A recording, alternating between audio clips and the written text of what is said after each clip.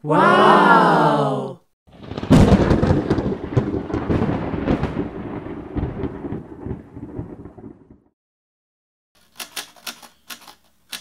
Sungguhnya aku sesuai dengan persangkaan hambaku kepadaku.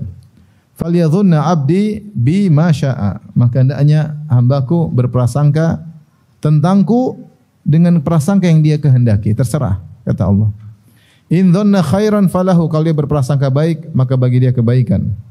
Wa in dhanna syarran falahu, kalau dia berprasangka buruk kepadaku maka bagi dia keburukan tersebut. Oleh karenanya dalam kondisi-kondisi genting kita butuh untuk berbaik sangka kepada Allah. Dan di antara puncak kegentingan dihadapi oleh seorang adalah ketika dia menghadapi sakaratul maut. Itulah puncak kegentingan dalam kehidupan ini. Tidak ada yang lebih berat daripada gentingnya menghadapi sakaratul maut.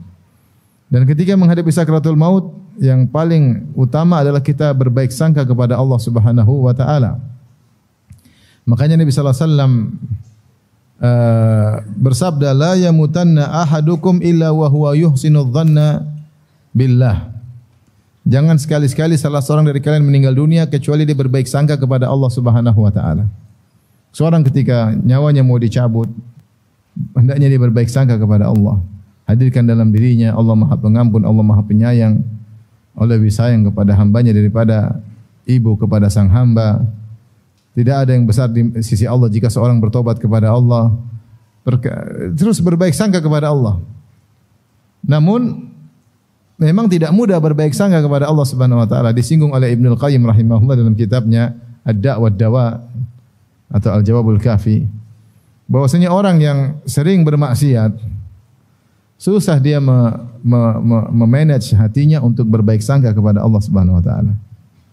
Karena dia selama ini membangkang perintah Allah Subhanahu wa taala, susah. Berbaik sangka tidak semudah yang dibayangkan, tidak mudah orang berbaik sangka kepada Allah. Tidak mudah.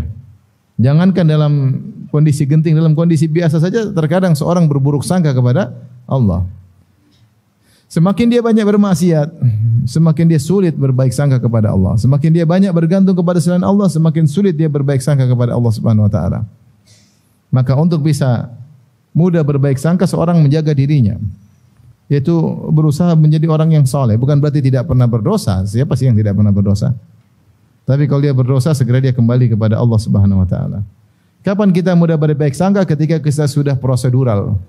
Dia sudah prosedural kok. Saya sudah lakukan, saya sudah istikharah, saya sudah musyawarah, saya sudah berdoa, saya sudah jalankan, saya sudah ikhtiar. Ternyata mengalami kegentingan, kita tenang. Kita husnudzan. Apa yang Allah berikan, apa yang putuskan itu yang terbaik. Kenapa? Karena kita sudah ikut prosedur. Jadi masalah kalau kita tidak prosedural. Maksiat, membangkang, ini. Begitu menghadapi permasalahan, ingin berbaik sangka, ternyata tidak mudah. Apalagi kalau akan meninggal dunia. Oleh karena Ibnu Qayyim menyebutkan bahwasanya hati ini berkhianat. Sering hati ini berkhianat. Diajak untuk berbaik sangka tidak mau. Terlebih lagi ketika sakaratul maut, hati ini berkhianat. Kenapa? Karena terlalu kotor hati tersebut, penuh dengan kemaksiatan. Maka seorang agar bisa berbaik sangka kepada Allah ketika mendapat ujian, hendaknya dia bertakwa kepada Allah Subhanahu wa taala. Berusaha menjauhi kemaksiatan. Dan kita sekarang hidup di zaman sumber maksiat berada di tangan kita, itu HP. Semua yang Allah larang ada dalam HP. Semua yang Allah larang dalam HP.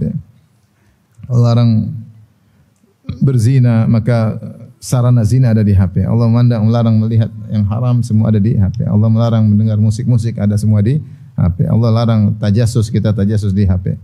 Allah larang untuk ghibah dan namimah, situ biangnya namimah dan ghibah di HP dan seterusnya. Ya.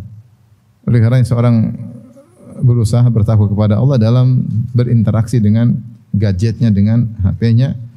Apa manfaatnya? Agar dia mudah berhusnudzon kepada Allah Subhanahu wa taala.